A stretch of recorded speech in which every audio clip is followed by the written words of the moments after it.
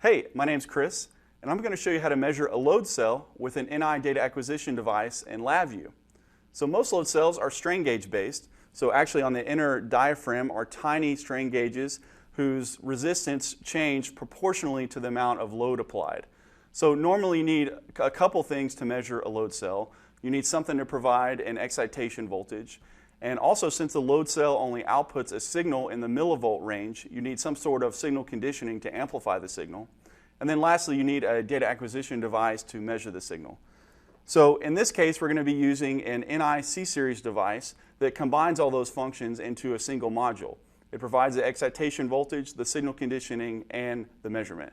So we're going to go ahead and plug this up to our USB sleeve here. And then this sleeve is connected back to the computer through the USB cable. And then I can plug in the sensor here to channel 0.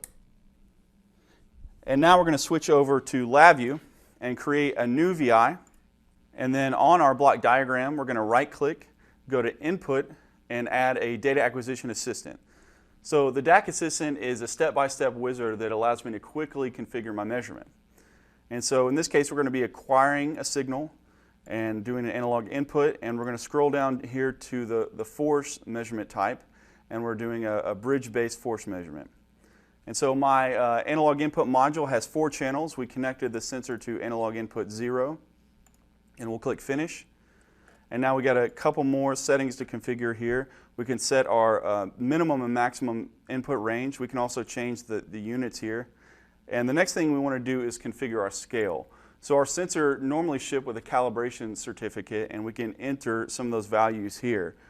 So in this case, on the electrical side, we're going to enter 0.0225 for our first value and 0.0215 for our second value, and that corresponds to 0 pounds and 0.066 pounds.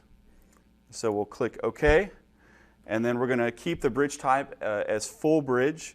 And then since our module has built-in excitation, we're going to leave it as internal, and we're actually going to change the excitation value from 2.5 volts to 10 volts. And then the last thing we want to do is we want to continuously acquire our measurement, so we're going to change it from in samples to continuous samples, and then hit OK.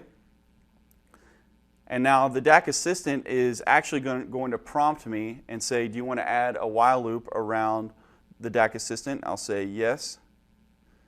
And then now on our front panel, we're going to right-click, go to Graph Indicator, and we're going to add a waveform graph, and then wire up that terminal from the block diagram to the output of our DAC Assistant. And so now that's all we have to do. We can click Run. We can see the measurement from our load cell here. It's actually auto-scaling to the measurement. And now when I tap on the load cell, we can see the measurement. And so that's how you measure a load cell with an NI data acquisition device in LabVIEW.